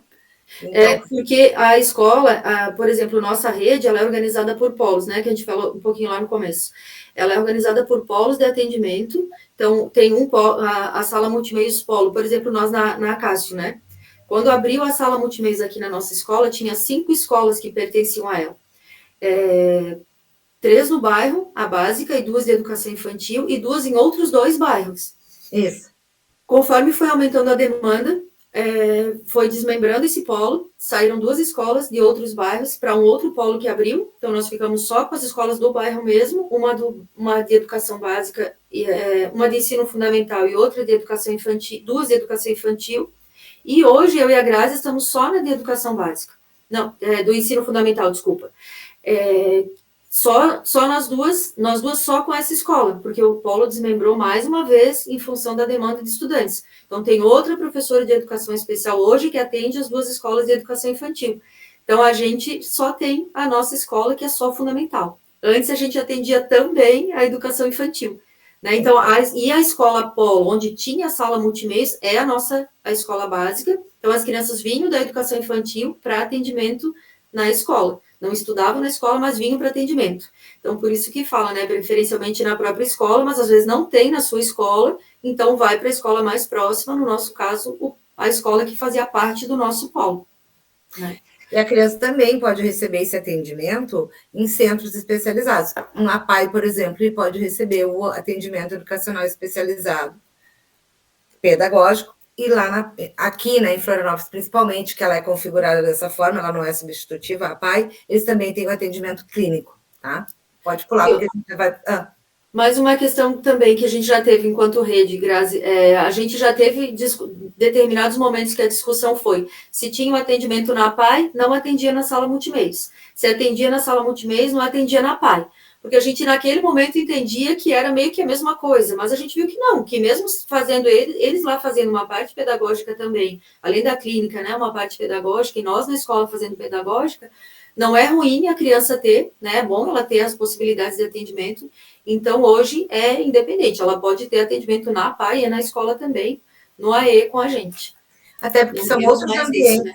São outros ambientes, são diferentes, então ela pode se comportar de uma forma, funcionar de uma forma dentro da PAI ou de outra forma na escola. Então, são atendimentos que se complementam, né? Então, importante, se o AE não substitui o ensino, ele complementa ou suplementa. O que significa isso? Ele vai complementar para estudantes com deficiência, né? E TEA, por exemplo, se for um TEA sem a habilidade. Se for um TEA com alta habilidade, ele pode complementar e suplementar.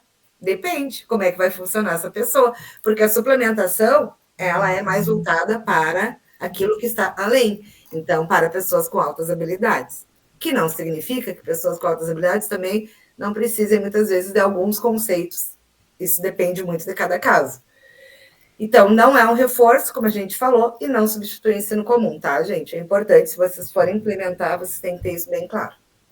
E o que a gente vai fazer lá? A gente vai identificar essas necessidades do estudante, o que a gente quer como resultado, trabalhar em articulação com os professores, né, com a família, com a área clínica, fazemos o plano de EE e o estudo de caso. Eu acho que a gente para por aí, porque aí a gente mostra depois. Deixa eu ver mais aqui, só mais esse aqui, do acompanhamento do recurso. A gente acompanha o recurso. Então, assim, é no AE que eu vou testar um recurso. Eu estou com uma criança. E agora? Vamos ver. Uma coisa simples, precisa do engrossador de lápis, que a gente vai fazer lá, ele bem simples, com aquela espuma do ar-condicionado, sabe? Você usa e vê, mas aí às vezes a criança precisa menos do que aquilo, só um lápis mais grosso é suficiente, não precisa ser aquele, né, aquela espuma. Às vezes a espuma é pouco, a criança precisa de uma bolinha de isopor, que bota o lápis aqui embaixo e ela segura o lápis assim, né? E aí a gente vai acompanhar o uso dele na sala de aula também. Ou aquela bolinha que se tira leite, sabe? Também. Aquilo ali dá um ótimo recurso para uma criança que precisa segurar o lápis assim, porque ela é gordinha. Depois a gente vai mostrar ali para vocês. Então, a gente testa no AE. Ah, não deu certo a bolinha. Vão ter que pensar outra coisa. É ali que a gente testa, depois a gente vê como é que está dentro da sala o uso disso, tá? E a gente conversa com as famílias, porque as famílias realmente, muitas vêm muito sofridas, ou acabaram de receber a confirmação de uma situação, então a família tem um certo luto, então a gente conversa bastante com eles. Na educação infantil que eu atuei, a gente que tem que falar para a família, olha, vai ter que, quem sabe, né? A gente faz toda uma reunião para indicar para a família que seria bom fazer uma investigação. Teve um caso que o pai falou que ele me agradecia muito, que ele aprendeu a brincar com a filha por causa que eu ensinei para ele como fazer isso, porque era educação infantil. Então, são os primeiros contatos, assim, né? E então, a gente também trabalha com as famílias. Eu e a Tânia também, antes de separar ali para a educação infantil, a gente trabalhou com muita criança pequena também. E aí a gente é aquela pessoa que é primeiro suporte também, até emocional da família, né? Pulou. E nessa questão de orientar a família também, estou pensando, por exemplo, na criança com autismo, que tem algumas questões de rotina, né? Claro que a gente pensa em rotina, não é toda criança com autismo que precisa. Então, a gente tem que ter clareza disso também, que às vezes a gente é questionado, por que não tem uma rotina para o fulano? Porque nesse momento ele não está precisando, né? Então, mas às vezes a rotina ela já tem que começar lá em casa. Já tem que ter um calendário lá para organizar a semana da família, para saber o dia que ela vai para a escola, que ela não vai para a escola. Os horários que ela tem que vir para a escola, de aceitação, de não aceitação. Então, às vezes, a gente tem que fazer essa orientação do lar. A gente também faz sempre no final do ano uma conversa com todas as famílias, porque vem as férias, depois vem o retorno das férias, né? Então, bagunça um pouco. Algumas crianças voltam muito bagunçadas, então a gente já faz todo o movimento do trabalho que foi feito, né, naquele ano, nessa conversa, e o que são coisas legais para se fazer nesse tempo de férias. Então, são coisas que a gente faz nessa orientação, né, do processo familiar também.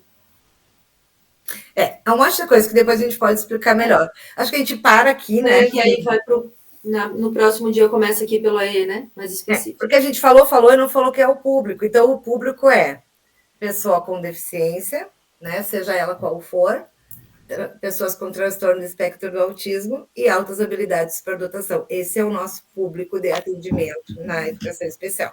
Como a Tânia disse, vou atender alguém que tem TDAH, se não tiver uma deficiência ou um autismo associado, não.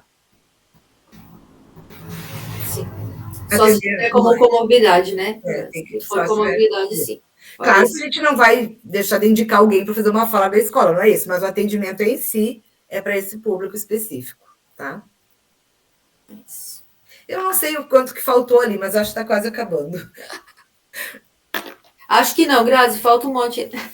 A gente se empolga, né? A gente já vai se vai falando, porque vem vindo os exemplos, vem vindo as coisas que a gente vive no dia a dia, já vai se empolgando e vai falando, mas acho que assim que é bom também, né?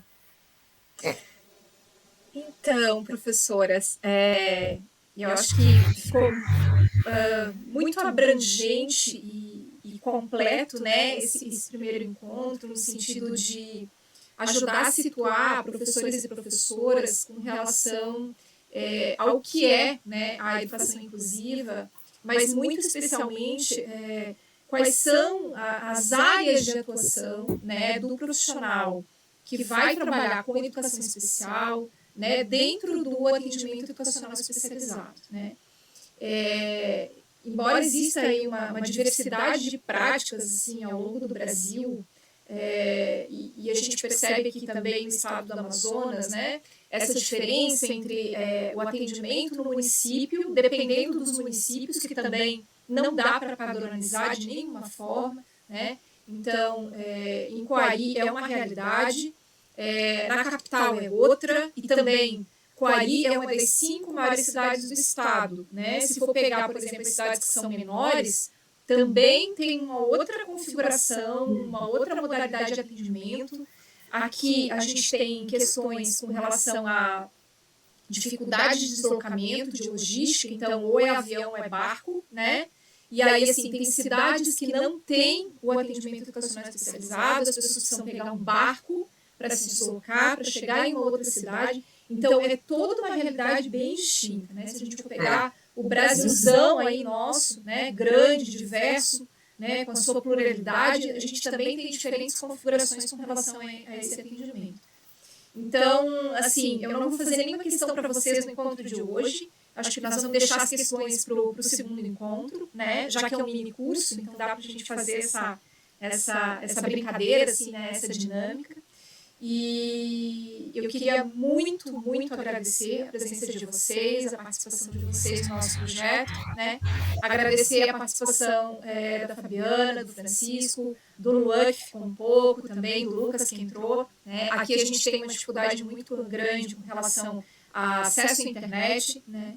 Então, eles também estão, né, em outro município, e aí a gente tem essas dificuldades, às vezes, com relação ao acesso, velocidade de internet e tudo mais, mas a gente queria agradecer muito e dizer que a gente se encontra de novo, né, na próxima semana, para dar continuidade a esse mini curso, que eu acredito que seja muito importante para todos os professores e professoras, independente da sua área de conhecimento, da sua área de atuação, né? A educação inclusiva está aí, né? É para todos, né? E todos nós precisamos nos envolver e compreender minimamente essas questões, né? Que envolvem tanto a questão da política da educação inclusiva quanto a questão do atendimento, né? Então, hoje, a gente não admite mais professores e professoras, principalmente professores e professoras em formação, né? Então, aqui a gente tem estudantes das licenciaturas, né? A gente não admite mais professores em formação que digam que eu não tive essa discussão, eu não fui preparado para isso, e inclusive as universidades estão fazendo esse papel, né? Então, depois a gente vai discutir, acho que no segundo encontro, também como é que se dá a formação continuada dos profissionais do estado do Amazonas, né? Então, as universidades, elas desempenham um papel essencial para essa formação continuada, né? A gente é o braço forte das redes de ensino, né, com relação à formação continuada. Né? Um papel que, do meu ponto de vista, deveria ser também das redes, né, deveria ter essa parcela de responsabilidade, né, mas que acaba ficando também em muitas situações como sobre os ombros, né, dos professores e professoras nas universidades. Ainda que aqui, por exemplo, no município de Coari, que é onde o projeto se localiza, voltado para os professores, né? A gente ainda tem 3 instituições públicas de ensino superior, né, que fazem esse trabalho. Então, se tem o IFAM, o Instituto Federal, se tem a UFAM, né, a nossa instituição, e se tem a UEA, a Universidade Estadual do Amazonas. Então, é um dos municípios que tem 3, né, instituições públicas gratuitas que podem e que dão também um atendimento, né? Então, por exemplo, em Coari, no Instituto de Saúde e Biotecnologia, né, onde eu iniciei o meu trabalho, nós temos lá, por exemplo, o curso de medicina, o curso de enfermagem, o curso de fisioterapia, que prestam um atendimento para os estudantes com deficiência, né, tanto do estado, que estão lá, quanto do município, né? Então, vejam, a gente também faz essa parceria e trabalha também em parceria com as associações, né, de pais, associações de professores que estão vinculados à questão da garantia e da educação inclusiva, né, garantia do direito à educação. Então, mas eu fico pensando também que dentro do próprio Estado, a gente tem municípios tão pequenininhos, né, que não tem sequer um polo de uma universidade pública para dar esse apoio, né? Então, a gente também se vale aí dos projetos de extensão, né? Por isso que, assim, o nosso projeto ele tem um canal do YouTube justamente para tentar aí ampliar um pouco mais esse leque de acesso, né? Porque é realmente muito difícil em alguns municípios, né? Mas então, assim, a gente quer agradecer demais a presença de vocês, né? E ficamos para o próximo encontro. Tá bom, então. Muito obrigada. Espero que a gente tenha ajudado a trazer todas essas questões, né? Problematizar e pensar as realidades. Eu agradeço muito o convite. Agradecemos, com certeza.